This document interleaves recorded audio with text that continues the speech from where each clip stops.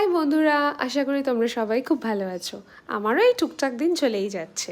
তো আগের ব্লগেই তোমাদেরকে বলেছি যে আমার সামার ভ্যাকেশন চলছে স্কুলে। সো তাই জন্য ভাবলাম চলো একটু টুকটাক বেরোনোই যাক। না হলে তো এই যে স্কুল থেকে বাড়ি, বাড়ি থেকে স্কুল, এই হয়ে গেছিলো লাইফটা। তো বাড়ি থেকে বেরিয়েই সোজা অটো করে আমরা চলে গেলাম। কোথায় চলে গেলাম এখন তো বলা যাবে না, তারা তো তোমরা ব্লগটা দেখবেই না।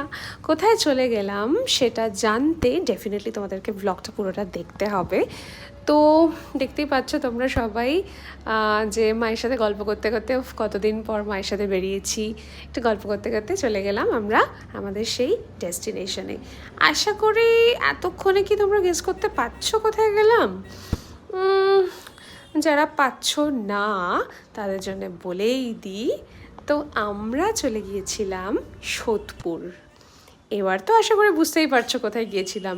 চলে গেলাম আমরা সোদপুর শ্রীনিকেতন। তো লাস্ট আমি যখন শ্রীনিকেতন গিয়েছিলাম, আমি রিসেন্টলি শ্রীনিকেতন যাইনি খুব একটা। লাস্ট আমি গেছিলাম exactly I can remember, I think 5 or like 6 years ago or something like that. So এখানে কালেকশন খুবই ভালো, তোমরা ডেফিনেটলি ভিজিট করতে পারো। আমি গিয়েছিলাম ওদের সোদপুরের আউটলেটটায়। ডেফিনেটলি একটা ভিডিওতে ওখানে সমস্ত কালেকশনটা কভার আপ করা ইটস নট পসিবল। তো ওখান থেকে কিছু শাড়ি কিনে চলে এলাম সোজা বাড়ি। এই ছিল আজকের দিনটা। টাটা।